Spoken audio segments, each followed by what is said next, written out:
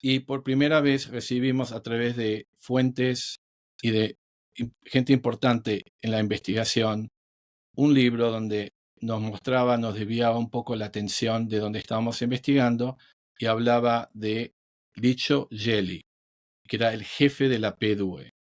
A lo principio habíamos escuchado rumores de eso y lo habíamos descartado.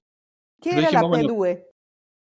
la PDUE es la propaganda DUE, que era una hermandad de masones, digamos, de la masonería negra, que estaba liderada por nadie más, nadie menos que Licio Gelli, que era un hombre muy poderoso, que había salido de la Segunda Guerra Mundial, ¿no? Y era un fascista, poeta y conspirador, y era parte de la propaganda DUE en Italia, una organización que había sido creada para básicamente desestabilizar gobiernos democráticos y crearlos más a un estilo autoritario.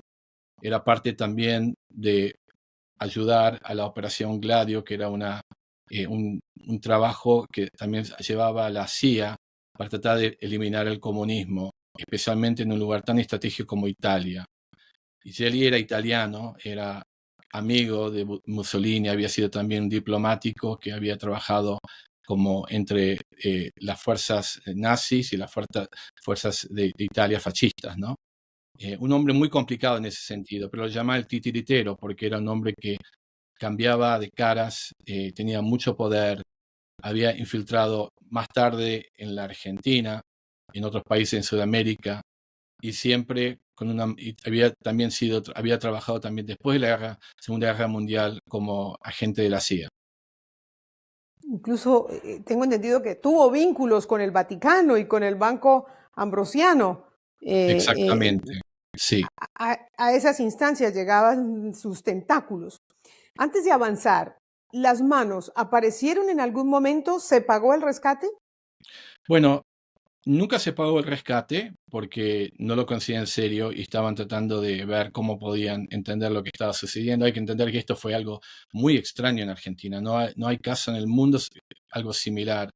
Pero si uno relee la carta, ¿no? Que es muy interesante releerla hoy día con todo el simbolismo que tiene, desde el momento ya están hablando de pulverizar las manos, y decir, cortar las manos es muy diferente a lo que pasó con Evita Perón, ¿no? Que Evita Perón, el cuerpo, aunque fue profanado, era intacto.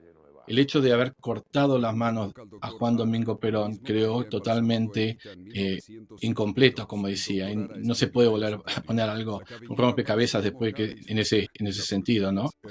Eh, entonces hay que mirarlo de esa manera, ¿no? Las manos nunca hubo la intención de devolverlas o que pagar los 8 millones. Eso era un pretexto en realidad, porque al mismo tiempo había y ahí nosotros también lo decimos en el primer libro, que básicamente el corte de las manos de Perón, más allá de la simbología que se refiere a eso, era para crear más convulsión en la Argentina, para poder volver a un cierto tipo de estilo autoritario, ¿no? Quizás a un poco más estilo militar, que era una de las estrategias que siempre buscaba Gelli, Licio Gelli, ¿no? Lo que llamaba la estrategia de tensión, ¿no? En inglés, strategy of tension, que básicamente buscaba crear actos terroristas o también a veces de índole de izquierda para que la derecha extrema vuelva y controle el poder, ¿no? Y vuelva el poder.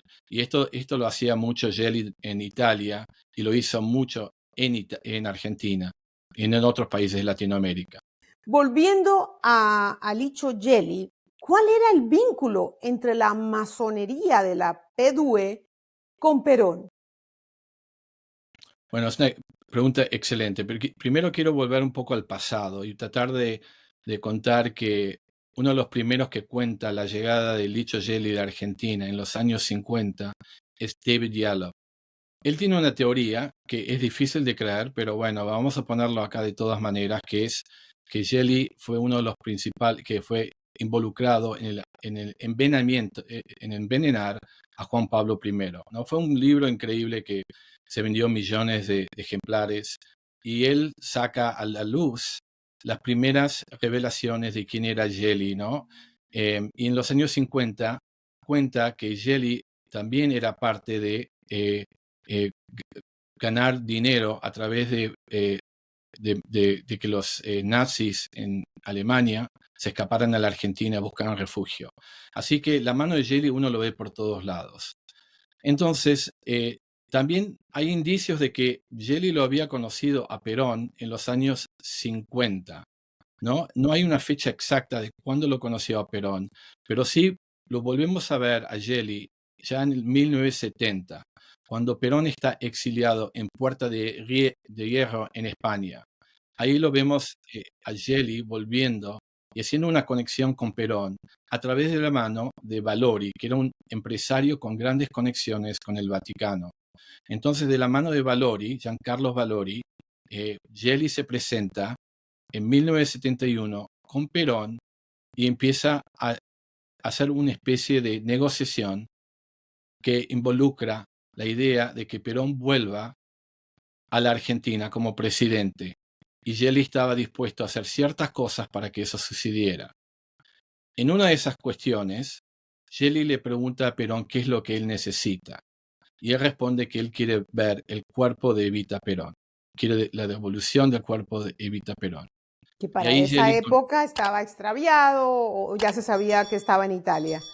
Exacto. El cuerpo de Eva Perón en realidad fue profanado en cierta manera, retirado del país en 1955 bajo la Revolución Libertadora porque era un símbolo de unidad en la Argentina y los militares le temían muchísimo. Ahí también hay una novela de Tomás Eloy Martínez sobre todo Santa ese Evita. viaje increíble que hace, ¿no? Buenísima novela. Entonces, básicamente, Patricia, ahí es cuando Gelli le dice, bueno, yo te traigo el cuerpo, pero no lo creía, le parecía que algo que no iba a poder hacer porque estaba desaparecido ese cuerpo por décadas. Y en realidad, a los 3-4 días que Gelli le promete el cuerpo, entonces ahí aparece el cuerpo en Puerta de Hierro de Evita Perón, y ahí está Perón fascinado con Gelli porque le había entregado el cuerpo, ¿no? Algo muy increíble. Y en agradecimiento, ¿qué pide? O en contraprestación, ¿qué pide Gelli por esa gestión? Bueno, Gelli le pide muchas cosas. Entre las cosas que le pide, ciertos nombramientos en el nuevo gabinete, que incluye también el canciller Alberto Viñes, jefe de policía, el de Bienestar Social, López Rega. Creo que eran 7 en total nombramientos que terminan siendo parte del gobierno de Perón. Pero además de eso le pide el comercio exterior. Él quiere algo tan importante como eso, y ahí es donde empezamos a investigar un poco más y encontramos que el biógrafo de Perón, ¿no es cierto?, Pavón Pereira, es testigo de una conversación que le dice, cuando Gelli le pide esos favores, especialmente el comercio exterior, Perón dice, yo jamás pagaría los intereses del país, me cortaría las manos antes que eso. El mismo Perón dice, me cortaría las manos antes de entregar los intereses de la Argentina. Exactamente. Y ahí hay una gran clave. ¿Qué pasó?